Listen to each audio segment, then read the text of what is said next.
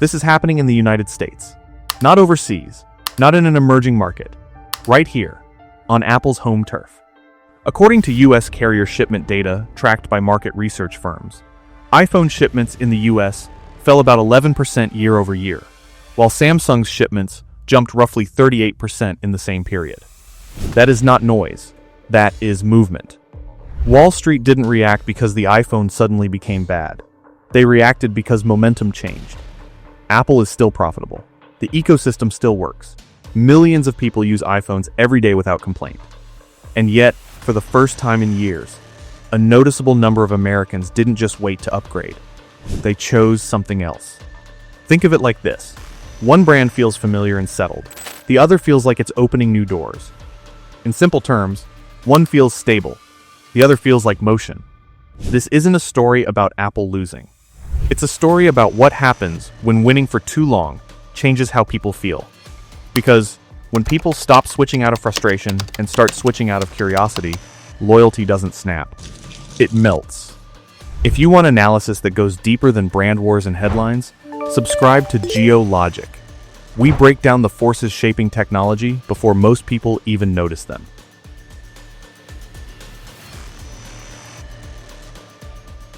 On paper, nothing looks broken. The iPhone is still one of the most successful consumer products ever created. Revenue is enormous. Profits are intact. There's no collapse, no panic, no obvious failure. And that's exactly why this moment matters.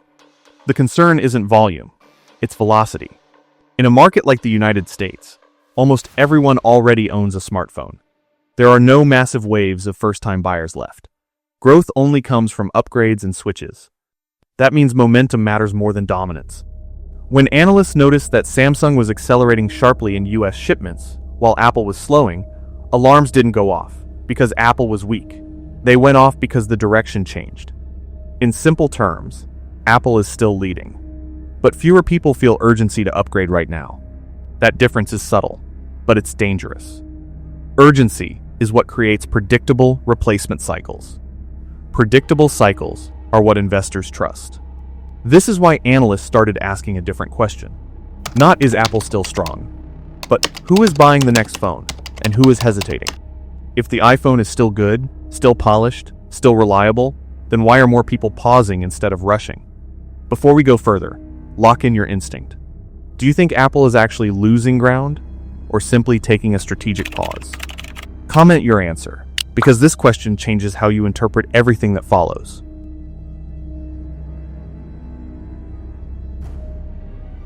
Here's the reality most tech discussions ignore. In the United States, smartphones are not primarily sold as products. They are sold as contracts disguised as upgrades. Roughly 8 out of 10 phones in the US are purchased through carriers, not unlocked retail. And over the last few years, carriers quietly extended installment plans from 24 months to 36 months. That single change reshaped consumer behavior more than any camera upgrade ever could. In simple terms, price stopped feeling real.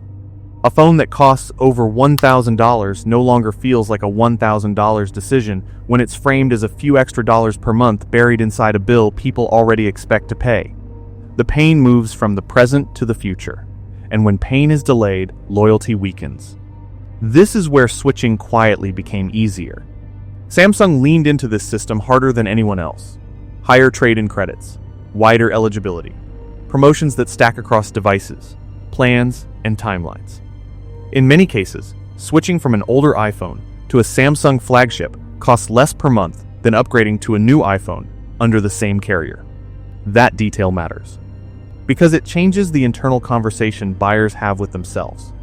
They're no longer asking, "Do I want to leave the iPhone?" They're asking, "Why would I pay more to stay?" Apple still plays the carrier game, but far more conservatively. Trade-in values are tighter, credits are stricter. The math often rewards staying put, not experimenting. In simple terms, Apple protects loyalty, Samsung subsidizes curiosity. And curiosity is powerful when it's financially justified. This is how long-time iPhone users end up switching without ever feeling rebellious. The decision doesn't feel emotional, it feels responsible, rational, even obvious. And here's the most important insight most people miss. Once someone switches once, even temporarily, the psychological lock breaks. The ecosystem no longer feels fragile. Messages still send, photos still share, life goes on. In simple terms, the fear dissolves. And when fear disappears, loyalty changes form. It stops being automatic and starts being conditional. At that point, the question isn't, will they come back? It's, why should they? That's the quiet power of the US carrier market. It doesn't force people to switch. It just makes staying less unquestionable. And once that happens, momentum can shift without anyone announcing it.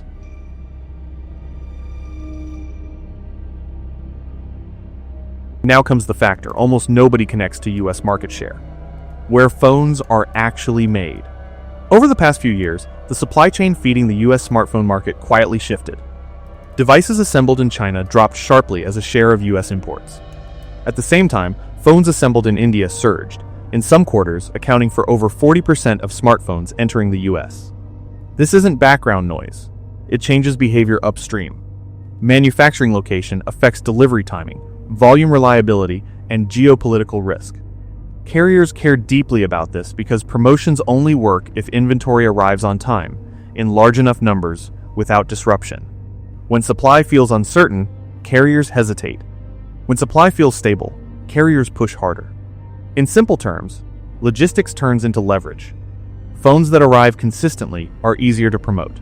Phones that are easier to promote get stronger deals. Stronger deals lead to more switches, even among people who weren't planning to change brands. This is why market shifts can accelerate without flashy announcements. No single feature caused it, no single product launched it. Instead, multiple structural forces aligned quietly in the background. Geopolitics reduced confidence in one supply route. Another route expanded rapidly. Carriers adjusted incentives accordingly. Consumers felt the effect without ever seeing the machinery behind it. In simple terms, availability shapes choice, long before preference does. And once momentum starts building at the supply level, it tends to reinforce itself.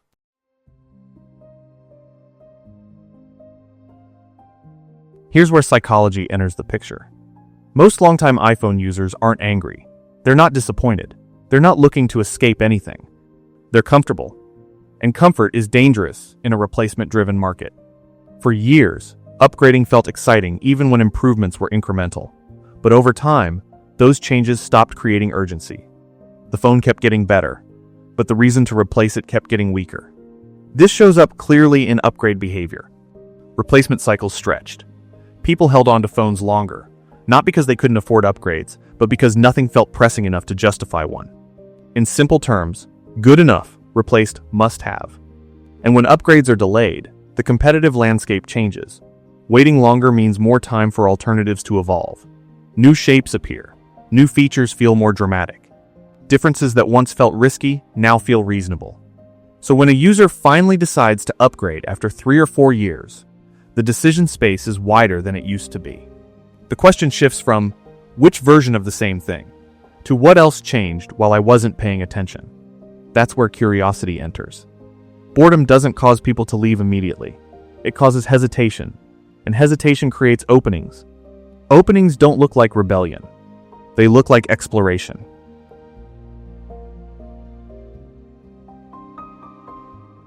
At this point, it's tempting to say the solution is simple. Just experiment more. But that ignores the scale of the ecosystem involved. When Apple changes behavior, it retrains hundreds of millions of users at once. Apps, accessories, workflows, and habits all depend on consistency. That stability is what makes the ecosystem powerful. It's also what makes radical change risky. Samsung can try something bold, watch it struggle, and move on. The blast radius is limited. Apple doesn't have that luxury. In simple terms, Apple optimizes for trust. Samsung optimizes for range. This creates a structural difference in how innovation feels. Samsung's experimentation makes technology feel like it's moving forward, even when those experiments aren't perfect. Apple's restraint makes technology feel polished and dependable, even when it's advancing. Neither approach is wrong, but they reward different emotions.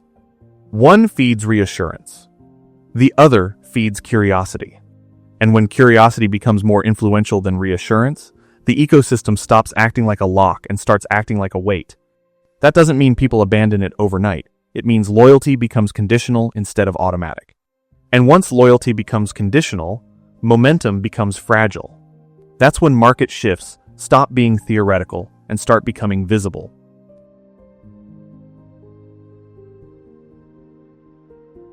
Here's the paradox that confuses most people. Foldable phones are still a tiny slice of the US market, low single digits. In raw numbers, they don't come close to threatening traditional slab phones. And yet, they matter enormously. Because foldables don't compete on volume. They compete on attention. They reset expectations. When someone sees a foldable open into a tablet-sized screen, even if they never plan to buy one, it forces a comparison. Their own phone suddenly feels finished, complete, settled. In simple terms, foldables don't sell themselves. They sell the idea that phones are still evolving. That perception spills over. It makes the entire Samsung lineup feel more forward-looking, even the models that look completely ordinary. The brand absorbs the glow of experimentation. This is why dismissing foldables as a gimmick misses the point. They don't need mass adoption to change the narrative. They only need to exist convincingly. Once people accept that the phone doesn't have to look the way it always has, a psychological door opens. And when that door opens, waiting starts to feel less exciting than trying. That's the real impact.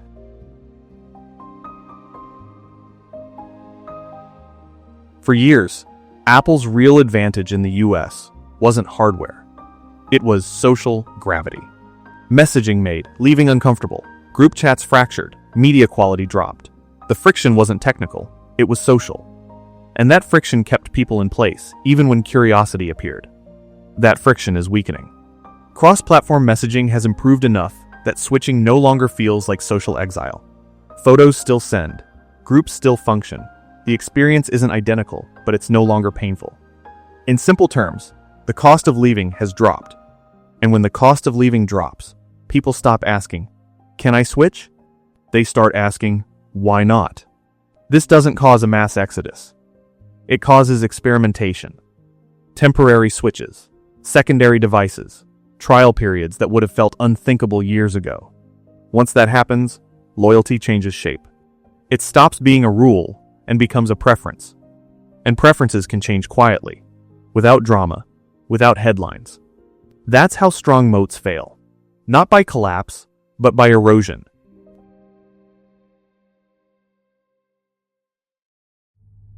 Most conversations about AI focus on intelligence. That's not the real shift.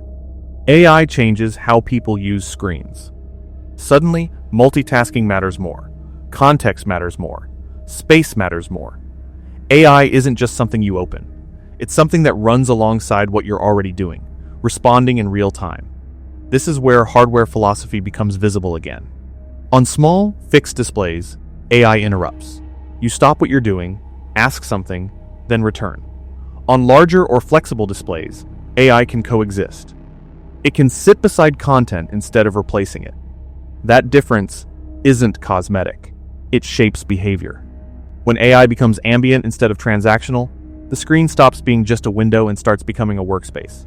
And when that happens, form factor suddenly matters again. One approach prioritizes seamless familiarity. The other prioritizes visible capability. Neither is inherently better, but they feel very different to the user. One feels protective. The other feels exploratory. And as AI becomes more central to daily interaction, those feelings start influencing hardware choices in ways people don't consciously articulate. At that point, the question stops being which phone is smarter. It becomes which phone feels more prepared for what comes next.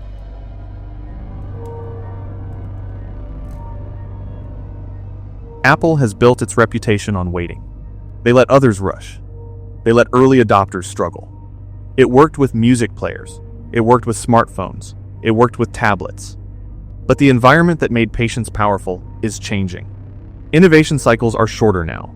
Expectations reset faster. People don't wait half a decade to feel impressed again. They're used to visible change every year, even if it's imperfect. This creates a new kind of risk. Waiting used to be safe because the world moved slowly. Today, waiting carries an opportunity cost. While Apple observes, others train users to expect different shapes, different interactions, different rhythms. By the time Apple arrives, the execution may be flawless, but the surprise may already be gone. In simple terms, Apple isn't falling behind. It's losing exclusivity over the future. And in consumer technology, exclusivity is often more valuable than perfection. Samsung doesn't need to win outright. It only needs to arrive first, often enough to shape expectations. Once expectations move, even the best execution has to chase them. That's the tension at the center of this moment. Is patience still a winning strategy when the audience is no longer patient?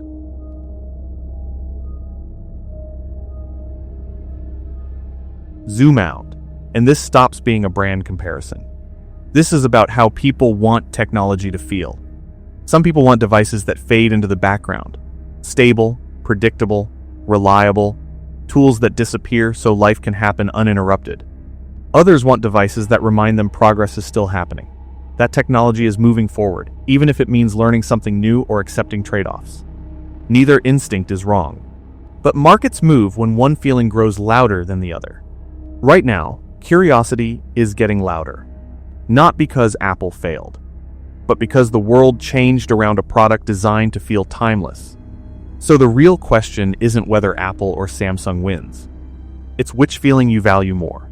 If you were buying a phone today, would you choose what feels familiar and proven, or what feels new and exploratory?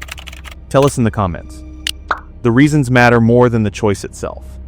And if this kind of deep, no-nonsense analysis is what you want more of, subscribe to GeoLogic. We'll be here, breaking down the forces shaping technology long before they show up in headlines.